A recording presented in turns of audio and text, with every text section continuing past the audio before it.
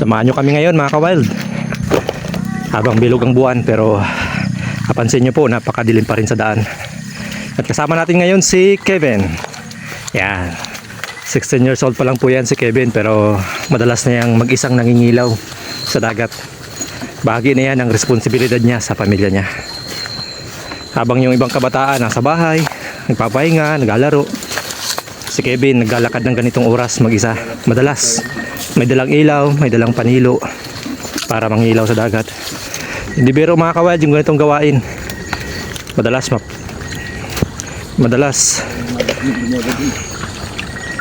siya nag-iisa, madilim, maputik sa daan, mapanganib. At syempre yung dagat kapag gabi, hindi mo alam kung ano yung pwedeng mangyari. Pero para kay Kevin, sanay na kasi siya. Sa murang edad, natutunan niya nang unahin yung pamilya kaysa sa sarili. Sa video po ito, ang video pong ito mga ka-wild, paalala sa atin na may mga kabataang maagang namumulat sa hirap ng buhay. Samahan natin si Kevin.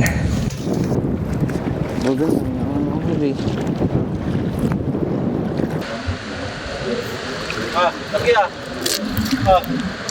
Lagi. Ayos.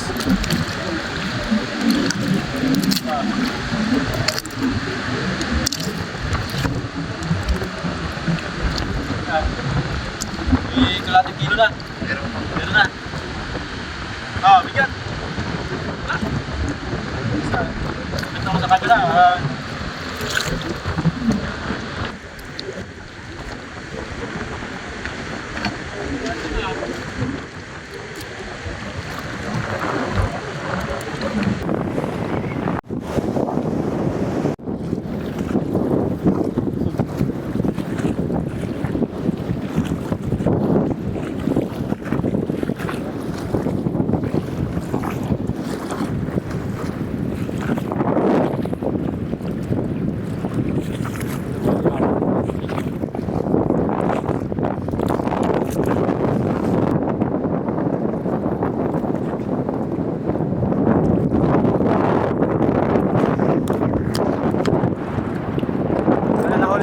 Ilan na yan? Pangatlo po. Pangatlo? Talaga. Ano mas malaki? Yung nauna, no? Yung una po. Talaga. Tignan natin. Ano?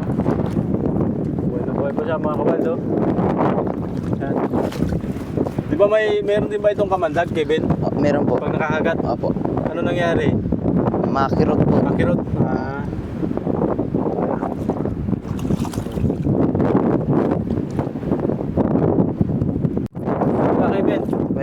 Dami na oh.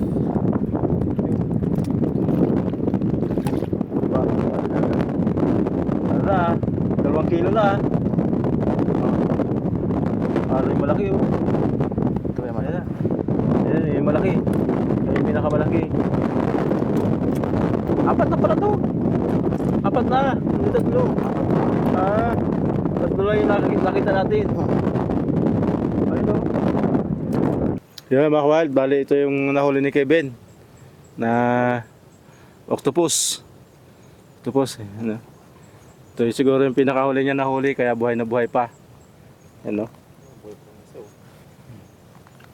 Pero ayun kay Kevin mga ka-wild, nung nakaraang araw, malaki masyado yung nahuli niya. Mahigit 1 kilo, 1 piraso, pero ngayon pinakamalaki niya nahuli, kalating kilo. Ayan, sayang. Wala tayo nahuling malaki ngayon. Yan mga ka-wild, bali ang oras ay mahigit na 12:00 ng gabi. Tapos maglalakad pa tayo ng nasa halos ng oras pa uwi. Kaya sigurado gabi-gabi na talaga tayo makakauwi. Kaya mga ka-wild, bali bumalik tayo dito kay Kevin saka sa kanyang kapatid na si Baby J kasi may sorpresa para sa kanila yung ating mga sponsor. Teka. Kuya, kamusta man? Okay lang. Talaga. Oo. Papagod. Sige din po, nandyan. Tayo ito, tama-tama. Baby Jane, kamusta man? Kamusta? Okay lang, galing ka sa school? Si Kevin, no? Napuyat si Kevin kagabi. Mukhang puyat na puyat pa, oh. Kevin. Gising mo lang eh. Puyat na puyat ka pa. Alas 3. Talagang sipag talaga nito. Halika. Sipag talaga ah. Ayun. Ikaw, baby, galing ka sa school. Opo. Kamusta naman sa school? Ayos lang. May pasok kayo kahit maulan. Kahapon may pasok kayo. Wala po. Suspend. Suspend kasi nga yung masama ng panahon. Opo. Si Kevin, hindi sinuspende ang pasok sa dagat. Ito yun. Tuloy-tuloy ang pasok, Kevin. Talagang tuloy-tuloy ang pasok ni Kevin sa dagat ah. Puyat na puyat ka talaga. Laging ganyan, Kevin. Hindi man. Anong ginawa mo doon sa nahuli mong kulambutan? Ano po? Bininta yun o Bininta po. pinangulam lang? Bininta? Yung iba po, bininta, tapos yung iba po, pinangulam. Oo. Yun pala talaga yung kailangan, kailangan may sobra para may pangulam. Pagkaunti lang, anong ginagawa? Pangulam lang. Pangulam na lang Pambitan- Pangulam na lang. Talagang Minsan na lang po, pinapalit po ng bigas. napalit ng bigas. Oo. Ikaw, Ibigin, nag-ano ka ngayon? Nagtitinda ka ngayon ng kamote o wala pang laman yung kamote? Wala pa, hinihintay Kapon pa. po ako nagtinda. Ano tinda mo kahapon? Kabuti po. Kamote din.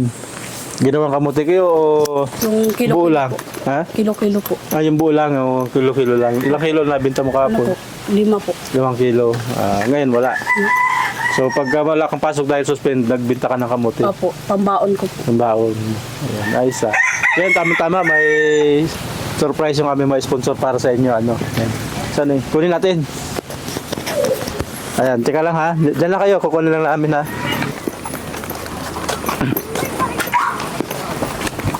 Okay. Yan, Mawal. Galing to sa ating mga sponsor para sa mga batang masisipag. Tingnan natin kung ano yung magiging reaction nila. Oh, ito na. Ito na ang tagal na pangarap ni Kevin na bike. Kaya simbol niya pa yan. Oo. Ayan, sana. Kaya nga. Ito tayong lagay yan. Ito na lang po. Yan sa loob. Na siguro, dyan na lang. Ito na lang po. Ayan, dito na lang, oh. Ayan. Ito, grocery. Ika. Masaya yung mga bata. Meron Oh. dito. Oh. Grocery. Gas. Biscuit. Ito, regalo para sa'yo, Kevin.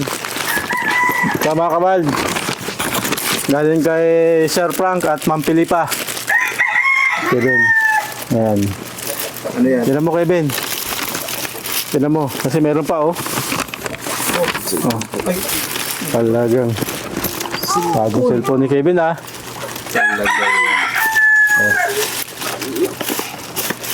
Talagang. Brand new cellphone, Kevin.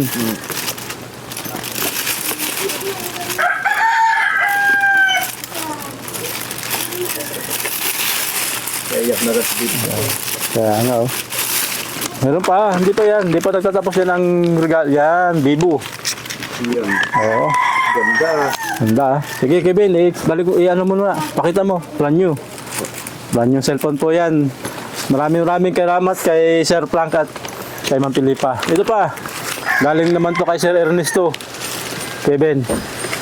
Ito yung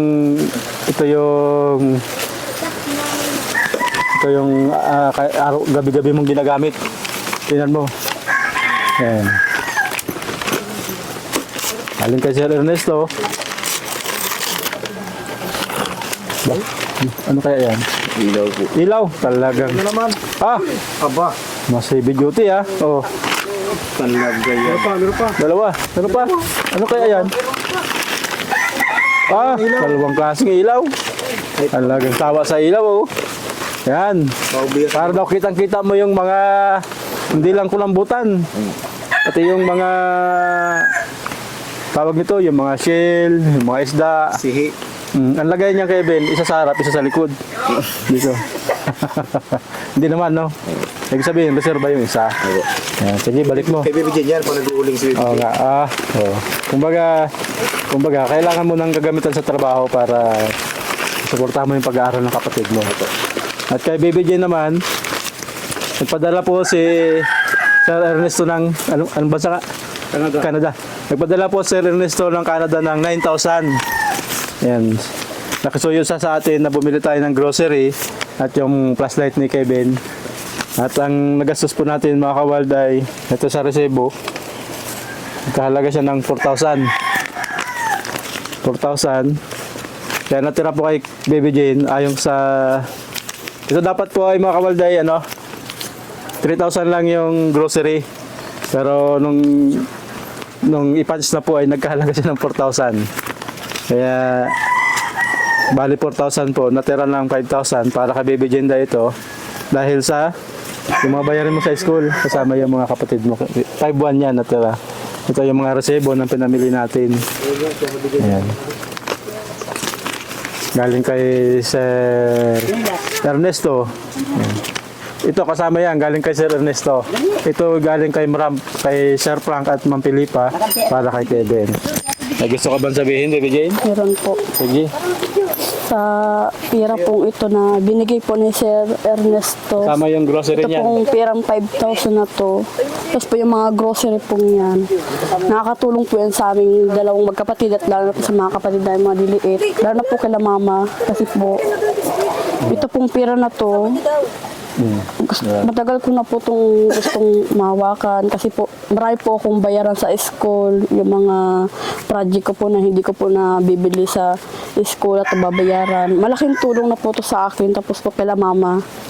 Tapos po dito po sa binigay niya pong gadget din po sa aking kapatid, malaking tulong din po to sa pagtatrabaho po niya. Malaking suporta din po ito sa akin kasi po siya po yung nagbibigay sa akin ng pambaon araw-araw. Siya rin po yung hahatid po sa akin tuwing mapasok po ako ng maga, nagsusundo po sa akin tuwing hapon. Nagpapasalamat po rin ako sa kapatid ko pong kuya na nandiyan po siya sa akin para po suportahan po ako na kahit po hirap na po kami sa buhay. Nandiyan pa rin po siya, tumutulong po sa akin pag-aaral. Kahit alam po niyang pagod na po siya. Hindi po siya nagsasawa sa akin magtulong kasi alam po niyang gusto po niya ako makapagtapos ng pag-aaral. Na kahit naman po kagipitan naman po ng buhay, patuloy po siya sumusuporta sa mga bagay po na kahit di man po niya kayang ibigay sa akin, nauunawaan ko po iyon. Kaya po, dito po sa 5,000 na ibinigay po ni Sir Ernesto, malaking pagpapahalaga na rin po to sa akin. Tapos malaking suporta na rin po to sa pag-aaral ko. Maraming salamat po. Sana rin po, huwag po kayong magsawang suportahan po yung pag-aaral ko at lalo na po sa kapatid ko na gusto rin po niyang makapag-aral ulit. Pero pinipilit po niyang tulungan pa rin po ako para po makapagtapos po ako ng pag-aaral. Maraming salamat po. Ayan, salamat sa maganda mong message, Baby Jane, ha. Totoo yun, mga ka-wild. Tumigil ng pag-aaral si Kevin para makapag-aral si Baby Jane. Kasi gusto niya si Baby Jane ay wag tumigil. Kaya tumigil ng pag-aaral si Kevin. At si Kevin sa ngayon, lagi siya sa sideline po ng trabaho. Minsan nanghuli siya ng hipon, minsan naman kulambutan, minsan shell, minsan isda. Para magkaroon ng pambaon si Baby Jane at magkaroon ng siyempre pagkain dito ng pamilya niya. Kaya ito si Kevin, mga ka-wild. Siyempre bilang nagbibinata, pangarap niya rin yung cellphone. Pero dahil sa kalagayan nila, hanggang pangarap lang muna. Kaya maraming salamat kay kay Sir Frank at Ma'am Pilipa. Saka yan, meron na naman siyang bagong flashlight. Para nung nakaraan, nalubatan siya dahil 2 araw niyang ginamit ganyan recharge. So ngayon, di na siya malulubatan. Ano gusto mong sabihin, Kevin? Maraming po salamat po sa mga vlogger na nagbigay po sa akin ng biyaya po na makakatulong po sa kapatid ko na tapos sa mga gamit ko din po sa pagdadagat kasi po gusto ko po makatapos yung kapatid ko kaya po ako nagtigil sa pag-aaral kasi pinapagpili po kami ng kapatid ko po na si Kuya. Kaya tanong po kung sino daw po ang gusto mag-aral sa amin. Sabi ko po gusto ko po mag-aral ng kapatid ko. Kaya po ako nagtigil sa pag-aaral.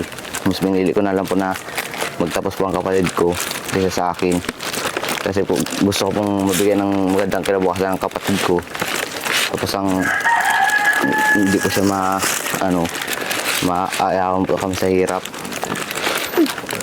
Maraming salamat po sa nagbigay ng mga na ito, yung mga sponsor po na kay Sir Ernesto po, tapos kay Ma'am Pilipa po.